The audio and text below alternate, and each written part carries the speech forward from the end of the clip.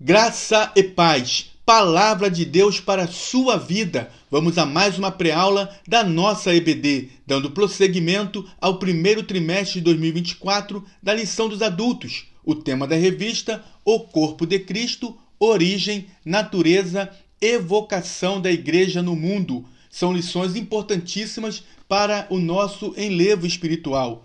O comentarista das lições desse trimestre é o pastor José Gonçalves. E a lição que iremos abordar é a lição de número 10, que tem a sua data para ser ministrada o dia 10 de fevereiro de 2024. O tema da lição é a ceia do Senhor, a segunda ordenança da igreja. Texto áureo: porque todas as vezes que comerdes este pão e beberdes este cálice, anunciais a morte do Senhor até que venha. Primeira Epístola de Paulo aos Coríntios, capítulo 11, versículo 26. Verdade prática: a ceia do Senhor, como uma ordenança, celebra a comunhão do crente com o Senhor ressuscitado. Leitura bíblica em classe encontra-se na primeira Epístola de Paulo aos Coríntios, capítulo 11, do versículo 17 ao versículo 34. Introdução: assim como o batismo em águas, a ceia do Senhor também é uma ordenança de Jesus para sua igreja. Ao longo da história, a igreja tem a ceia do Senhor como uma das celebrações mais significativas. Nesse sentido, o cristão pode contemplar a ceia sob três perspectivas. Primeira, um olhar para trás, quando contempla Cristo entregando-se em sacrifício vicário na cruz. A ceia é um memorial e quando olhamos para trás, nós podemos lembrar do sacrifício de Cristo na cruz do Calvário em nosso lugar. Segunda, um olhar para o presente, quando vê sua real condição diante de Deus e como foi alcançado pela graça de Deus. Olhando para o presente, nós observamos que somente pela graça poderíamos estar com Cristo e assim participando da ceia do Senhor. Terceira, um olhar para o futuro, quando mantém sua expectativa e esperança na segunda vinda de Cristo, a nossa bendita esperança. Olhando para o futuro, nós observamos que nós somos apenas peregrinos nessa terra e estamos aguardando a qualquer momento o Senhor Jesus vir buscar a sua noiva, que é a sua igreja amada. Nesse sentido, a ceia do Senhor é uma cerimônia que deve ser celebrada com reverência, júbilo e expectativa. Vamos agora adentrar os nossos tópicos com os seus subtópicos e fazer um resumo bem claro, bem objetivo dos assuntos que serão tratados. Primeiro tópico: a natureza da ceia do Senhor na tradição cristã. Primeiro subtópico: na tradição romana. O romanismo compreende, de forma literal, as expressões ditas por Jesus em referência aos elementos da ceia do Senhor. Isto é, o meu corpo, está registrado em Lucas capítulo 22, versículo 19. Este é meu sangue, está registrado em Lucas capítulo 22, versículo 20. Assim, segundo esse entendimento, durante o cerimonial, os elementos da ceia se convertem no corpo e no sangue de Cristo. Este ensino é conhecido como transubstanciação. Vamos entender isso. Quando falamos tradição romana, estamos nos referindo à tradição católica. Os católicos entendem, compreendem que os elementos da ceia, ou seja, o pão, o vinho ou o suco de uva, no momento da cerimônia, eles se transformam, se convertem literalmente no corpo e no sangue de Cristo. Daí vem o termo teológico transubstanciação. Eles entendiam que esses elementos da ceia, o pão, o vinho ou o suco de uva, se transformam literalmente no corpo e no sangue de Cristo. Há, pelo menos, dois problemas com essa interpretação. O primeiro, de natureza lógica, pois, quando Jesus celebrou a última Páscoa, ele estava presente e, portanto, não poderia estar fisicamente no pão e muito menos no cálice. Jesus já estava presente nesse dia e, portanto, ele não poderia estar no pão fisicamente e nem no cálice, já que fisicamente ele se encontrava lá. Por outro lado, Entender essas palavras de forma literal e não como metáforas cria problemas de natureza exegética, ou seja, de interpretação. Não podemos interpretar literalmente aquilo que é simbólico. Por exemplo, Jesus disse que ele era a porta. Isso está em João, no Evangelho segundo escreveu João, capítulo 10, versículo 9. Evidentemente, ele não se referia a uma porta literal. Segundo subtópico, na tradição protestante.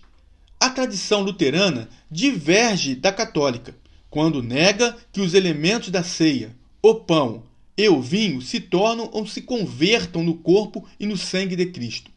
Contudo, afirma que o corpo físico de Jesus está presente no pão da ceia. Esse entendimento luterano é denominado de consubstanciação.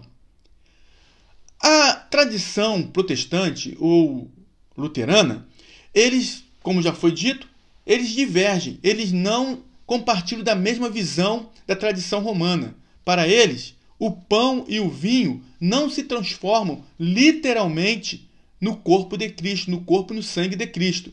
Mas eles afirmam que o corpo físico de Cristo, no momento da celebração, está presente no pão da ceia. É a consubstanciação, um termo teológico, consubstanciação. Ou seja, na visão romanista, na visão romana ou católica, os elementos se transformam, é a transubstanciação. Na visão protestante, na visão luterana, os elementos contêm, é a consubstanciação. Terceiro subtópico, a posição pentecostal. A posição pentecostal não compartilha com as visões anteriores. A tradição pentecostal entende que o pão e o vinho não se convertem fisicamente no corpo de Jesus, nem tampouco Jesus está presente fisicamente neles. Assim, o pão e o vinho simbolizam o corpo e o sangue de Jesus. A declaração de fé das Assembleias de Deus traz algo acerca disso. Diz assim: as palavras de Jesus, isto é o meu corpo e isto é o meu sangue, mostram os dois elementos da ceia do Senhor. Tendo Jesus ministrado pessoalmente os dois elementos aos seus discípulos, fica cabalmente demonstrado que as expressões isto é o meu corpo e isto é o meu sangue não são literais, mas referem-se a uma linguagem metafórica, a uma figura de linguagem. Na visão pentecostal, a posição pentecostal, a tradição pentecostal defende que os elementos da ceia, que é o pão, o vinho ou o suco de uva, são símbolos do corpo e do sangue de Jesus Cristo. As expressões ditas por Jesus não podem ser vistas como literais. Segundo a visão pentecostal, devem ser vistas como expressões metafóricas, uma figura de linguagem. E os elementos da ceia, o pão, o vinho ou o suco de uva, são símbolos do corpo e do sangue de Jesus Cristo. Contudo, Jesus se faz presente espiritualmente nos símbolos da ceia. Isso está em Mateus capítulo 18, versículo 20. Podemos afirmar isso porque Jesus diz em Mateus capítulo 18, versículo 20, que onde estiverem 2 ou 3 reunidos, Jesus dizendo, porque onde estiverem 2 ou 3 reunidos em meu nome, aí estou eu no meio deles, espiritualmente. Então, meus irmãos, precisamos ter esse entendimento de que o pão, o vinho ou o suco de uva, que são os elementos da ceia do Senhor, são símbolos do corpo e do sangue de Jesus Cristo. Segundo tópico, o propósito da ceia do Senhor. Primeiro subtópico, celebrar a expiação de Cristo. Ao escrever sobre a ceia do Senhor, O apóstolo Paulo destacou como propósito dessa celebração anunciar a morte do Senhor.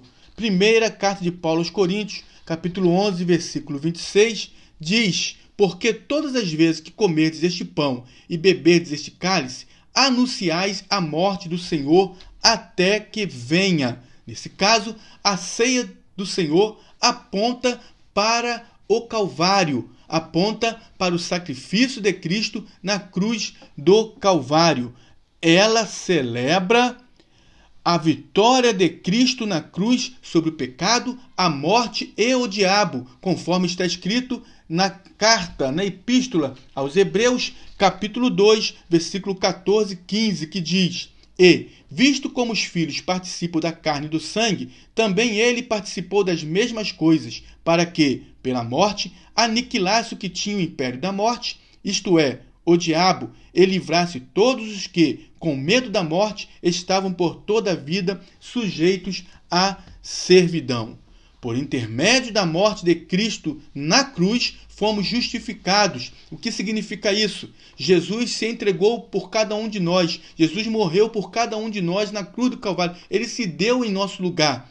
Todos aqueles que aceitam a Jesus como Senhor tornam-se justos diante de Deus, são justificados diante de Deus. Veja o que diz Romanos capítulo 3, no versículo 23. Porque todos pecaram e destituídos estão da glória de Deus. Versículo 24. Sendo justificados gratuitamente pela sua graça, pela redenção que é em Cristo Jesus. Carta de Paulo aos Romanos, capítulo 5, versículo 1 diz: sendo, pois, justificados pela fé, temos paz com Deus por nosso Senhor Jesus Cristo. Além de sermos justificados através da morte de Cristo na cruz do Calvário, por intermédio da morte de Cristo na cruz do Calvário, também fomos reconciliados com Deus. A Bíblia diz que todos aqueles que aceitam a Jesus como Senhor também são reconciliados com Deus. Veja o que diz a segunda epístola de Paulo aos Coríntios, capítulo 5, versículo 18. Segunda carta de Paulo aos Coríntios, capítulo 5, versículo 18 e 19, diz assim: e tudo isso provém de Deus, que nos reconciliou consigo mesmo por Jesus Cristo e nos deu o ministério da reconciliação. Isto é, Deus estava em Cristo reconciliando consigo o mundo, não lhes imputando os seus pecados, e pôs em nós a palavra da reconciliação. Vamos ler ainda o versículo 21. Aquele que não conheceu o pecado, o fez pecado por nós, para que nele fôssemos feitos justiça de Deus. Somos então, irmãos, reconciliados, fomos reconciliados com Deus por meio de Jesus Cristo. Por meio da morte de Cristo na cruz do Calvário, fomos justificados e reconciliados com Deus. Portanto, na ceia do Senhor, celebramos a vitória de Jesus na cruz, que também é a nossa vitória. Segundo subtópico, proclamar a segunda vinda de Cristo. Um outro propósito da ceia do Senhor é proclamar a segunda vinda de Cristo. A ceia do Senhor proclama a sua segunda vinda, conforme está escrito na primeira epístola de Paulo aos Coríntios, capítulo 11, versículo 26. Porque todas as vezes que comerdes este pão e beberdes este cálice, anunciais a morte do Senhor até que venha. Logo, há um sentido escatológico na celebração da ceia do Senhor. Sabemos que a segunda vinda de Cristo se dará em duas fases distintas. A primeira fase é o arrebatamento da igreja, que se dará antes da grande tribulação, quando Jesus vai vir buscar a sua igreja amada, a sua noiva, e nós encontraremos com o Senhor nas nuvens. A segunda fase da segunda vinda de Cristo é a vinda dele em glória, que se dará depois da grande tribulação. Na primeira fase, Jesus virá buscar os seus. Na segunda fase, que se dará após a grande tribulação, Jesus virá com os seus para julgar as nações e para estabelecer o seu reino milenial na terra. Quando essa bendita esperança é perdida, a igreja se seculariza. Assim, Na ceia do Senhor, a igreja mantém o olhar no passado, quando contempla a vitória de Jesus na cruz, mas também mantém o seu olhar no futuro, esperando e ansiando por sua segunda vinda. Ao contemplar o retorno de Cristo, a igreja lembra que é peregrina nesta terra e que a sua pátria não é aqui. Vamos ler Filipenses capítulo 3, versículo 20 e 21, carta de Paulo aos Filipenses, capítulo 3, versículo 20 e 21, que diz assim: mas a nossa cidade está nos céus, donde também esperamos o Salvador, o Senhor Jesus Cristo, que transformará o nosso corpo abatido para ser conforme o seu corpo glorioso, segundo o seu eficaz poder de sujeitar também a si todas as coisas. Terceiro subtópico: celebrar a comunhão cristã. Uma das razões que levou o apóstolo Paulo a escrever a sua primeira carta aos Coríntios estava relacionada à questão de divisões entre os irmãos daquela igreja. Esse era um problema recorrente entre os coríntios e estava presente também durante a celebração da ceia. Agora, escute bem isso, é muito importante esse comentário que o pastor José Gonçalves faz.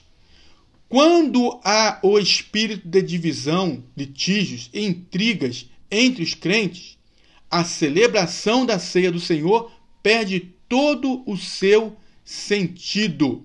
A Santa Ceia do Senhor é um momento de comunhão, de coinonia. Quando não há comunhão, quando não há coinonia, não tem sentido a celebração da ceia do Senhor. Só tem sentido se houver coinonia entre os irmãos. E a comunhão deve ser tanto horizontal, que é a nossa comunhão com os irmãos, quanto vertical, que é a nossa comunhão com Deus. Portanto, precisamos ter comunhão.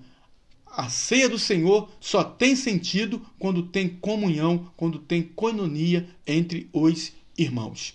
Terceiro tópico: o modo de celebração da ceia do Senhor. Primeiro subtópico: o que é participar indignamente? Concernente à celebração da ceia do Senhor, Paulo advertiu sobre o perigo de participar da ceia indignamente. O termo português indignamente é aqui nesse texto um advérbio que indica a maneira ou modo como se faz uma coisa. Comer indignamente está relacionado ao modo ou à maneira como os coríntios estavam comendo a ceia do Senhor. Eles estavam comendo de maneira desordenada, indisciplinada e irreverente. Desordenada porque não esperavam uns pelos outros. De maneira indisciplinada porque quando comiam, comiam mais do que os outros. E de maneira irreverente quando se embriagavam. Veja o que está escrito na primeira epístola de Paulo aos Coríntios, capítulo 11, versículo 18. Porque antes de tudo ouço que quando vos ajuntais na igreja, há entre vós dissensões e em parte o creio. Versículo 21. Porque, comendo cada um, toma antecipadamente a sua própria ceia. E assim, um tem fome e outro embriaga-se. Versículo 22. Não tendes, porventura, casas para comer e para beber? Ou desprezais a igreja de Deus e envergonhais os que nada têm? Que vos direi? Louvar-vos-ei? Nisso não vos louvo. Então, meus irmãos, está relacionado, o indignamente está relacionado à maneira como os coríntios, a igreja de Corinto, os crentes em Corinto, estavam se comportando diante da ceia do Senhor, na cerimônia da ceia do Senhor. Eles estavam participando da ceia de maneira desordenada, indisciplinada e irreverente. Segundo subtópico: uma celebração reverente. Se em lugar de um advérbio que indica modo ou maneira, Paulo tivesse usado um adjetivo que indica estado, qualidade ou natureza, então ninguém poderia participar da ceia pelo fato de que ninguém é digno. ninguém seria digno de participar da ceia se essa palavra indignamente fosse um adjetivo que indicasse estado, que indicasse qualidade ou natureza. Como mostramos, não é esse o caso. É verdade que não participamos da ceia do Senhor porque somos dignos. Não participamos porque somos dignos. Participamos pela graça, porque a graça do Senhor nos alcançou. Agora, há algo muito importante aqui que o nosso comentarista, o pastor José Gonçalves, destaca. Contudo, ninguém seja tentado em pensar que, pelo fato de ser um pecador alcançado pela graça, pode participar da ceia vivendo deliberadamente em pecado. O que significa isso? Vivendo deliberadamente em pecado. Vivendo de modo intencional no pecado. Vivendo propositalmente no pecado. Aí vem aqui a advertência. Se a simples maneira irreverente de celebrar a ceia atrai o juízo divino, a maneira irreverente, veja o que aconteceu na igreja de Corinto. Eles estavam agindo de maneira irreverente. Eles estavam comendo a ceia do Senhor de maneira irreverente, desordenada, indisciplinada. Agora, se pelo simples fato deles estarem participando de maneira irreverente, já foi atraído o juízo de Deus a ponto de Paulo chamar a atenção daquela igreja, lhes alertando sobre o perigo de tomarem a ceia da maneira em que estavam participando. Agora, imagina quem participa com pecados não confessados. Meu irmão, não faça isso. Se há algo que te impeça, um pecado que te impeça de tomar a ceia do Senhor, não tome. Confesse o pecado, aceite a disciplina bíblica e então você vai estar apto novamente a participar da ceia do Senhor. Confesse o seu pecado. A Bíblia diz em Provérbios capítulo 28:13, o que encobre as suas transgressões nunca prosperará, mas o que as confessa e deixa alcançará misericórdia.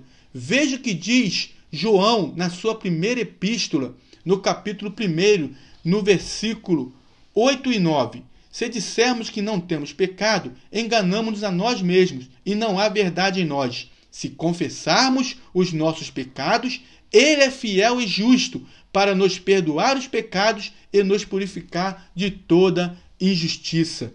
Portanto, meu irmão, confesse, deixe o pecado e participe da ceia do Senhor. Mas não participe da ceia do Senhor estando em pecado.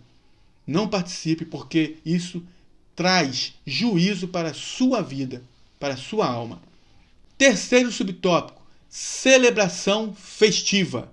A ceia do Senhor celebra a morte e ressurreição de Jesus, e não o seu funeral. Nós celebramos a morte de Jesus. Porém, Jesus ressuscitou. Ele é a primícia dos que dormem.